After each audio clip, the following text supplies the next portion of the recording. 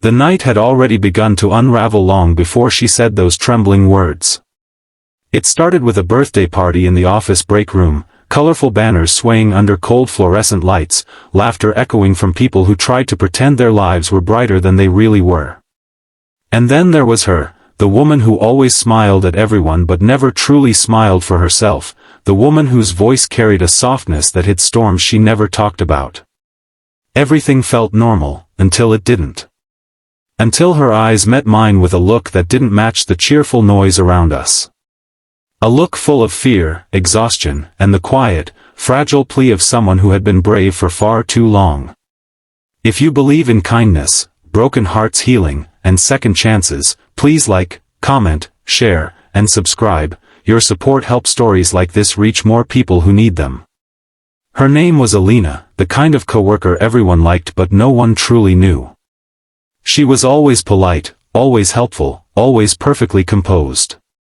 But that evening, beneath the strings of dull office decorations and the artificial cheer, she stood strangely still, her hands trembling slightly as she held a cup she never even drank from.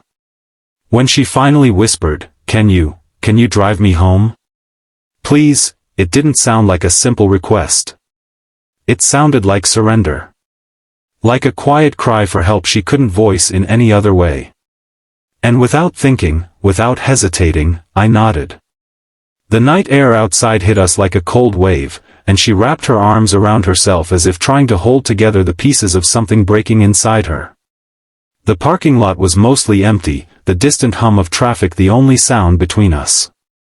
She climbed into my car, closed the door gently, and stared out the window as though watching memories she wished she could escape. I didn't ask questions. Not yet. Sometimes silence can hold someone better than any words. As I began driving, she finally exhaled a long, shaky breath and told me the truth she had been hiding behind her perfect office smile. She lived with someone who didn't treat her like a person at all. Someone who controlled her, belittled her, and made her believe that her voice didn't matter. She had tried to leave before but always ended up going back, convinced she wasn't strong enough to survive on her own. Tonight, though, something inside her had snapped. She had walked out with nothing but her courage, and even that was fading fast. The more she spoke, the more I felt my hands tighten around the steering wheel, not out of anger at her, but anger for her. No one deserved to live in fear of the place they were supposed to call home. No one deserved to feel small because someone else chose to crush them. I kept driving, letting her speak, letting her cry. She apologized again and again, but I told her she didn't need to. When we reached her building, she sat there staring at it, silent and frozen. The apartment lights were off, but the darkness didn't comfort her.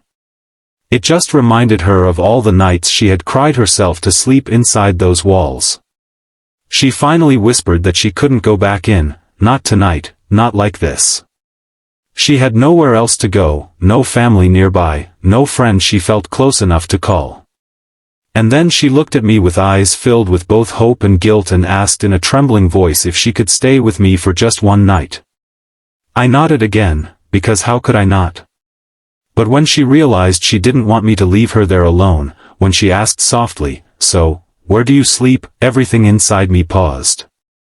Not because she was asking for something inappropriate, but because she was asking from a place of fear, fear of being abandoned in the moment she needed someone the most. I told her I'd take the couch, that she could have my room, that she didn't have to worry about anything. She didn't argue.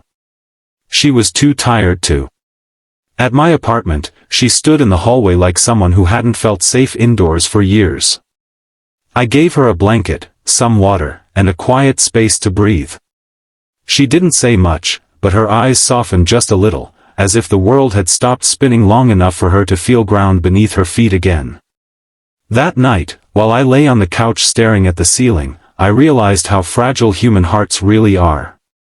How sometimes all someone needs is one person willing to show up, willing to listen, willing to care without expecting anything in return. I heard her crying softly in my room, but then I heard the moment her crying slowed, then stopped, replaced by the deep, exhausted breathing of someone who finally felt safe enough to sleep. By morning, something in her had changed, not completely, but enough.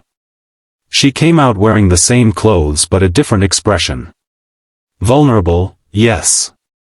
But also relieved. Grateful. Alive. She thanked me the way someone thanks a lifeline they didn't expect to find. She wasn't magically healed. She still had a long road ahead of her. But she finally believed she could walk it. If this story touched your heart, please like, comment, share, and subscribe. It truly helps more than you know.